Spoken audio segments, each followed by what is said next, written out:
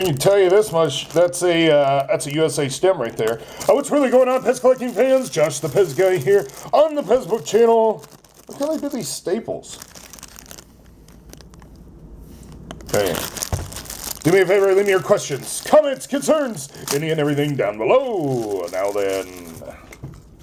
So I was at an antique mall, and for a quarter a piece, they put this much into it. And they stapled the bag, and quarter choice. I got to get this wonderful guy. He is made in the USA. There is this blemish here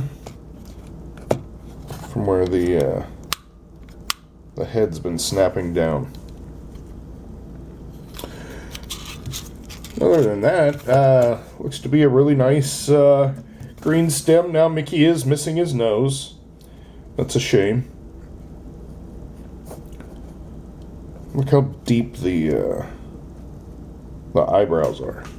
You can really tell he has eyebrows.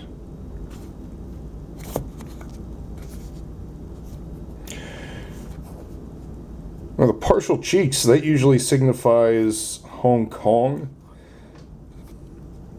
I don't know. I need to start investigating some more USAs. Not just going with soft head Disney stuff, but with some real USA items.